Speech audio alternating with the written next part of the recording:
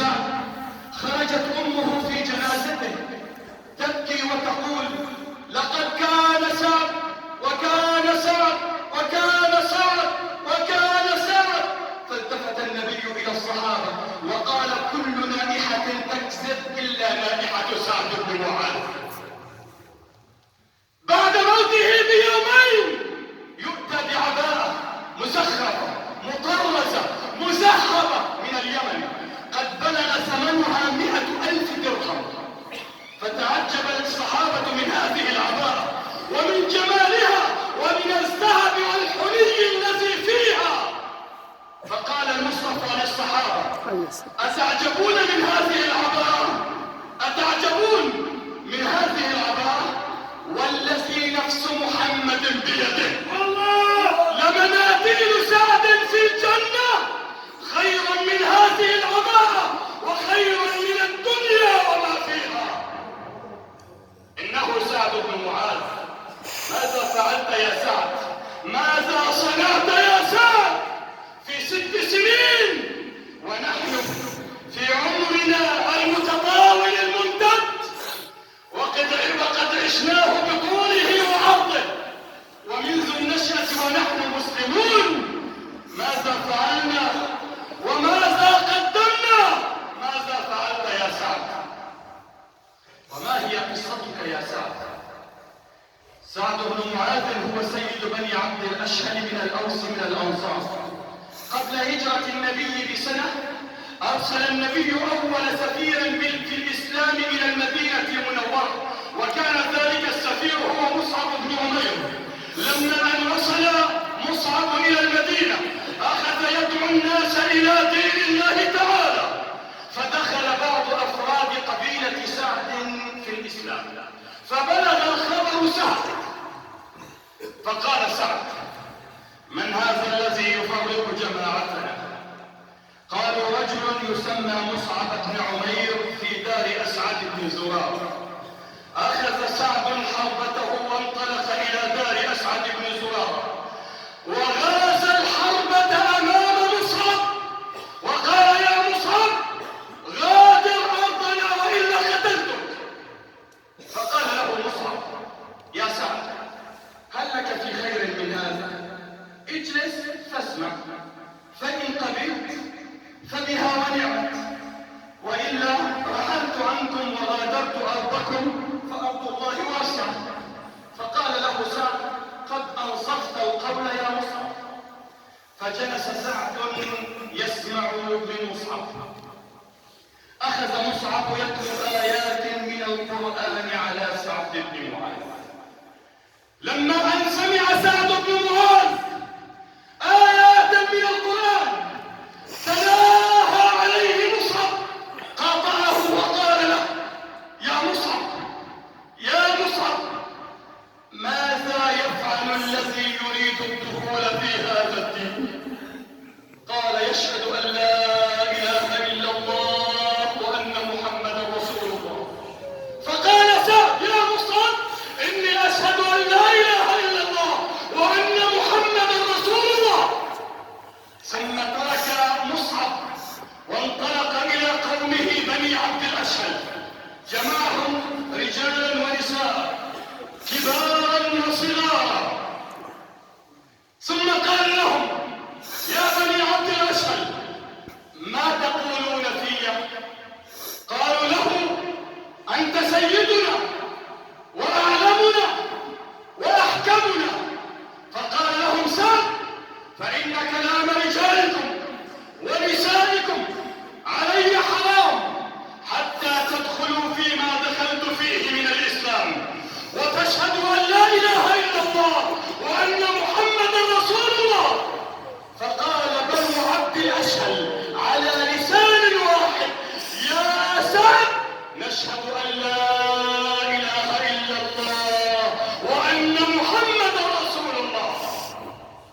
دخل جميع أفراد قبيلته في الإسلام بكلمة سعد. هذه البصمة الأولى التي وضعها سعد لنفسه في الحياة. لم يكتفي بإسلامه، إنما ذهب يعرض الإسلام على قومه،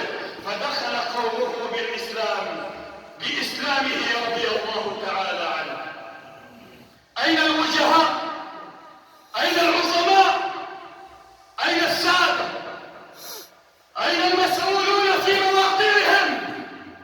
أين شيوخ العشائر ليفعلوا ما فعل سعد في سرعة الاستجابة للحق، ثم استثمار مكانتهم ومنزلتهم في أن يدخلوا من وراءهم في الهداية لينالوا ما نال سعد في 6 سنين أيها الإخوة.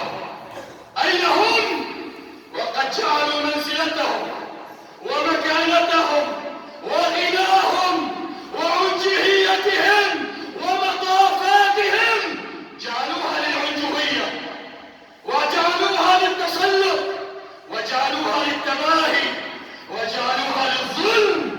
ولو أرادوا أن يهتز لهم عرش الرحمن لصنعوا ما صنع سعد بن معاذ في لحظة واحدة، تخلى عن كل ما هو فيه من حب الزعامة والمكانة، ولكن لما أن أسلم عادت زعامته وعادت مكانته، ولكن على امتداد إلى جنة الله. أين الذين عاشوا منا زمنا طويلا لم ينصحوا زوجا، لم يجلسوا مع بنت أو ولد أو رحم أو جار أو صديق فيقولوا له كما قال سعد لقومه: إن كلامكم علي حرام ما لم تنتهوا عن معصية الله، ما لم تكفوا عن اسمكم وغيركم وطغيانكم. أين دعوتنا؟ أين نصحنا؟ أين تذكيرنا؟ ماذا فعلت يا سعد في 6 سنين حتى اهتز عرش الرحمن فرحا بوفاته، فرحا لاستقبال روحك لما أن خرجت جنازة سعد؟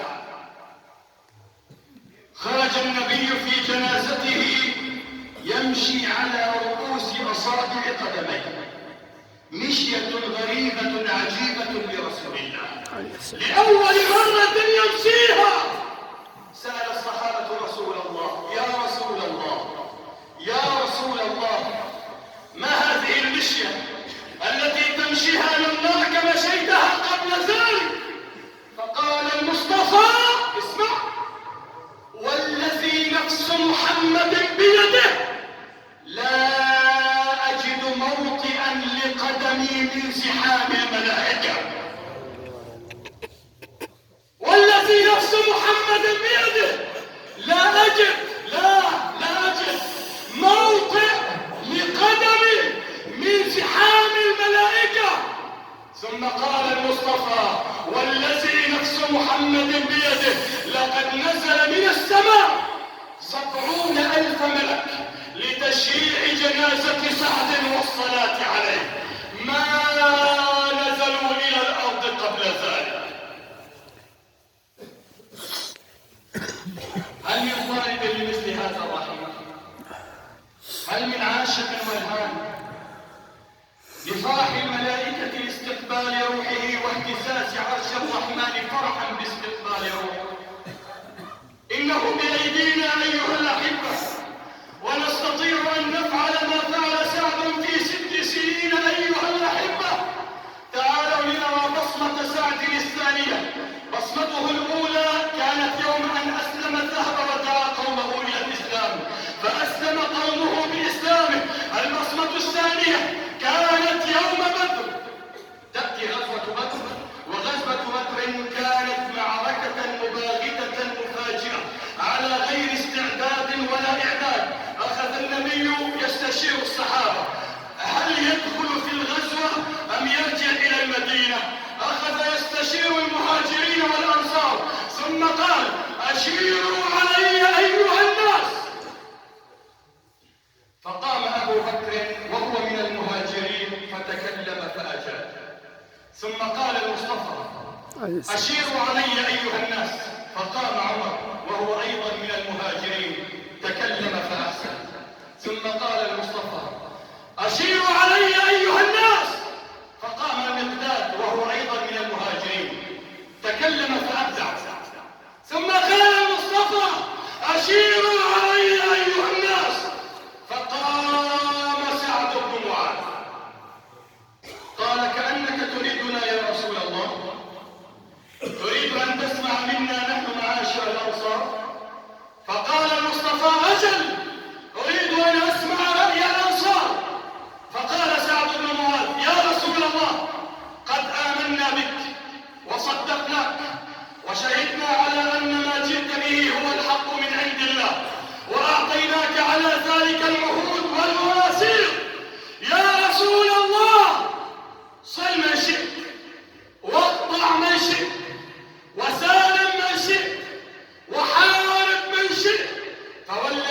بعثك بالحق يا رسول الله لو خط بنا بحر الغمام لخضناه معك ما تخلف منا رجل واحد. وإنا والله يا رسول الله صبر في الحرب صدق عند اللقاء، ولعل الله تعالى يريك منا ما يقر عينك. فسر رسول الله واستبشر بكلام سعد بن معاذ وقال: أيها الناس أبشروا بنصر الله، أبشروا بنصر الله، هذا جبريل آخذ بناصية فرسه يقوده على البحر. البصمة الأخيرة التي كانت لسعد كانت يوم الخندق، يوم غزوة الأحزاب، حينما جمع المشركون جيشا تعداده 10,000 مقاتل، وقد نقض يهود بني قريظة العهد مع رسول الله وتحالفوا مع المشركين. نظر رسول الله فإذا ب10,000 مشرك قد طوقوا المدينة من كل ناحية، ويهود بني قريظة نقضت العهد مع رسول الله. فأراد النبي صلى الله عليه وسلم أن يصالح غطفان، وهي قبيلة عربية من أقوى القبائل العربية.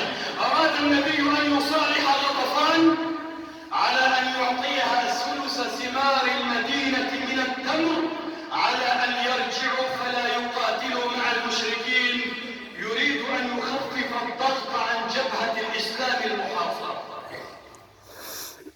فاستدعى النبي سعد بن معاذ وقال: رسول الله يا سعد، ما تقول على أن نصالح غطفان فنعطيها ثلث ثمار المدينة على أن يرجعوا فلا يقاتلوا مع المشركين؟ فقال سعد بن معاذ: يا رسول الله، أهذا الرأي هو أمر أمرك الله تعالى به فنقول سمعنا وأطعنا، أم هو الرأي والحرب والمشورة؟ فقال النبي: بل هو الرأي والحرب والمشورة. فقال سعد: والذي بعثك بالحق يا رسول الله لقد كنا أهل جاهلية، وكانت غطفان لا تأخذ منا تمرة واحدة إلا عن بيع أو ضيف، أوقد أعزنا الله بك وبالإسلام نعطيهم ثمار المدينة ذلا؟ والله يا رسول الله ليس لهم إلا السيف. فسر رسول الله واستبشر بكلام سعد، وعلم أن هكذا أمة ستنصر، أمة فيها أمثال سعد بن معاذ. أين الذين يوقعون؟ أو ماذا نقول لأولئك الذين يوقعون على أن يعطوا الأمة بأجمعها وخيراتها لأعداء الله؟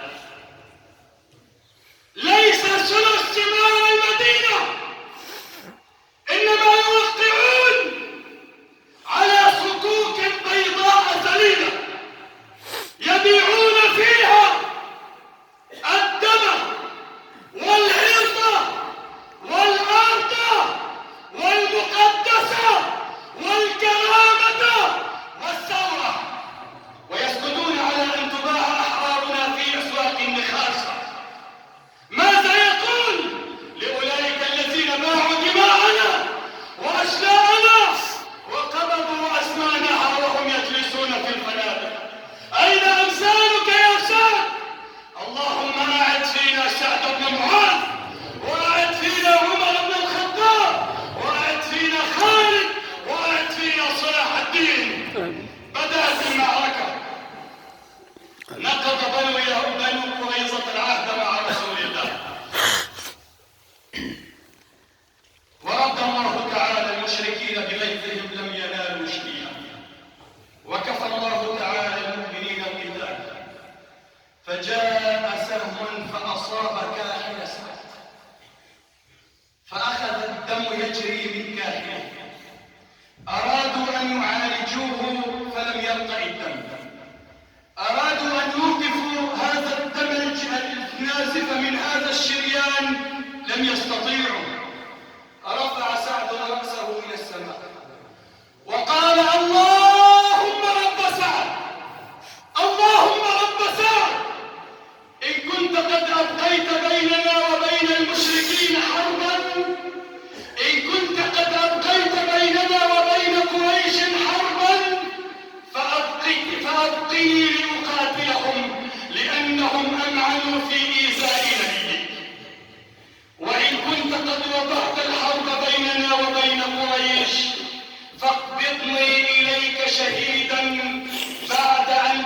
تشفي صدري وتقر عيني بيهود بني قريظة.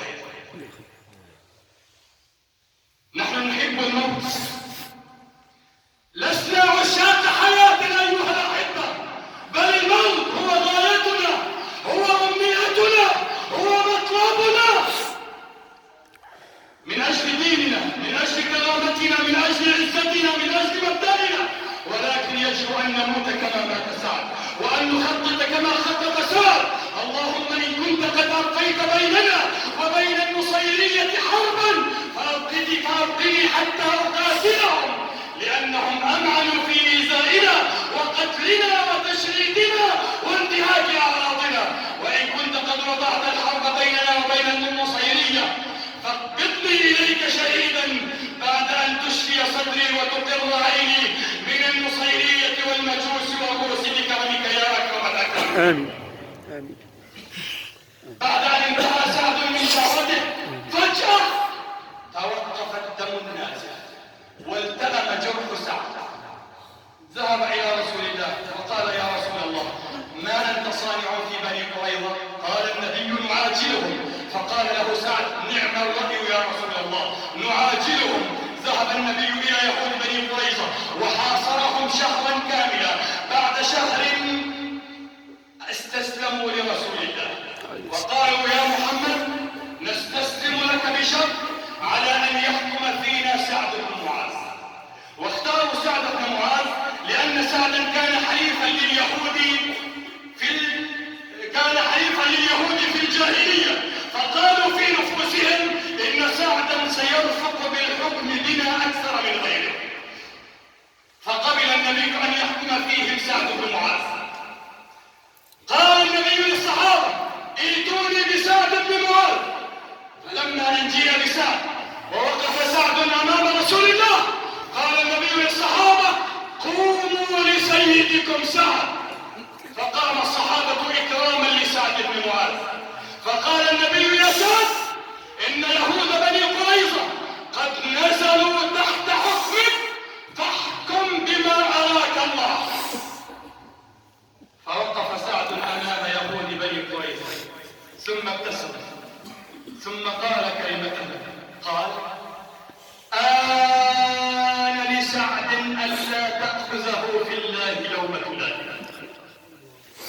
ثم التفت سعد إلى رسول الله وقال يا رسول الله حكمت في يهود بني قريظة بأن تقتل رجالهم وتسبى نساؤهم وأولادهم وتؤخذ أموالهم وديارهم وتوزع على المهاجرين دون الأنصار.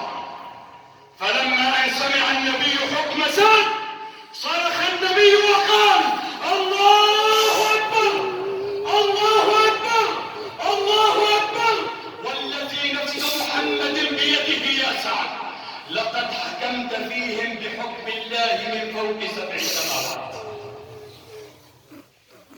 لما أن نفذ الحكم في يهود بني قريظة رفع سعد رأسه إلى السماء وقال يا رب سعد قد وضعت الحرب أوزارها وشفيت صدري وأقرأت عيني من يهود بني قريظة ففجر جرحي يا رب. فانفجر الجرح فمات سعد شهيد.